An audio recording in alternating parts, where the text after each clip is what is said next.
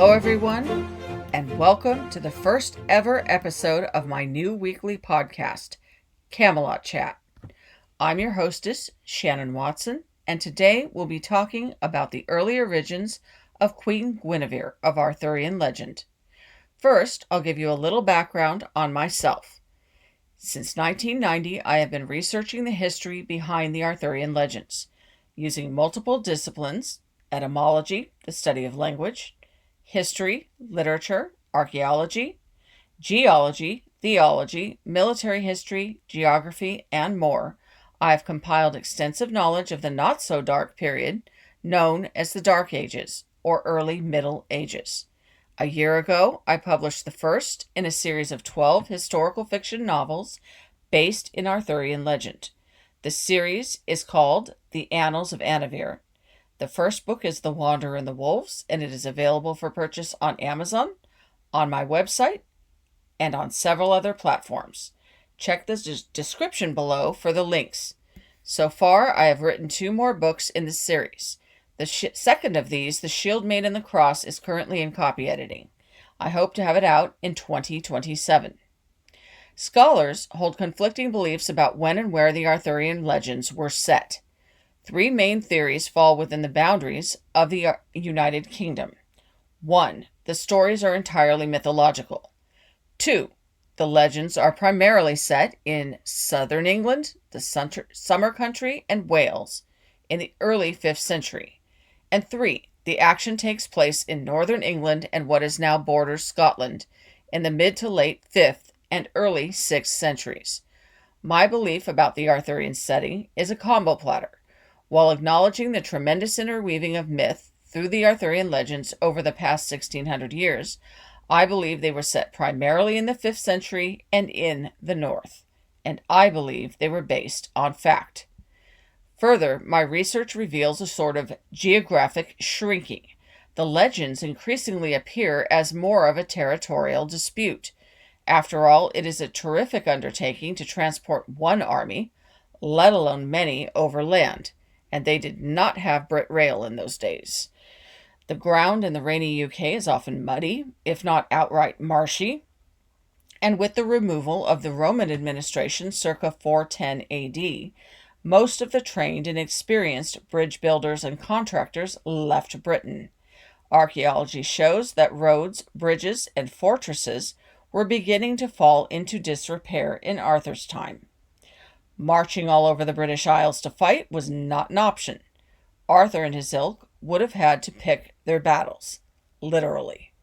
That said, the lady known as Guinevere first showed up in Arthurian legend in the Middle Welsh manuscript of the Mabinogion in the Tale of Culhwch and Olwen.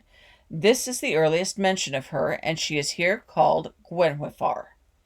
In this tale, the queen is only a possession, a thing that belongs to the king, Arthur, however much he prizes her. It is important to remember that this story was written down in the early Middle Ages, when women were losing much of the autonomy and authority they had earlier enjoyed.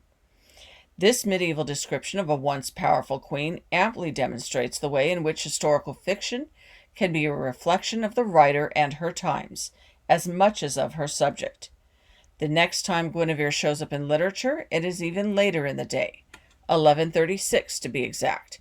This time she is described by Geoffrey of Monmouth in his Historia Brittonum, a history of the kings of Britain. Here he calls her Gwenhwyvar, or Gwenhumara. Geoffrey has a bit more to say of Guinevere than the Mabinogion did. He describes her as one would a Roman matrona, or lady, saying she is a great beauty, of noble Roman descent, and raised or educated by Duke Cador of Cornwall, who was a kinsman of Arthur. In fact, according to my research, Cador was Arthur's stepbrother. But that's a story for another day. These works appear to be predecessors of an onslaught of Arthurian literature, which proliferated in the Middle Ages and continues right down to the present day. The renowned Arthurian scholar Norma Laurie Goodrich suggested that some sort of annals of the king, or queen, resurfaced in Scotland at this early age, copies of which were distributed from one end of Europe to the other, for we find Arthurian tales turning up in places as far-flung as Germany and Spain, Ireland, and France. These stories include many more details of Queen Guinevere, her life, her looks, her family, and her doomed marriages. Yes, I said marriages, plural.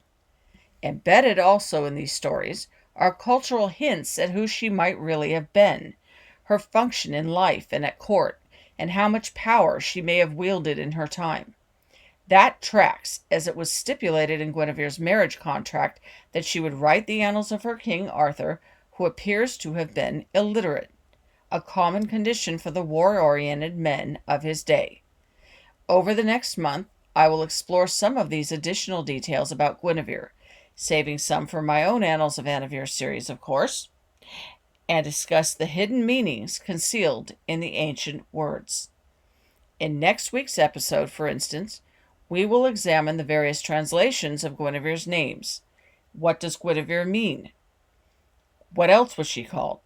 Why did she have so many names? And what might the meanings of those names tell us about the Queen's place in the real-world landscape of Dark Age Scotland? Until then, people who read live in many worlds. Books are the surest portals to those worlds. So keep living, keep reading, and keep dreaming. Till we meet again.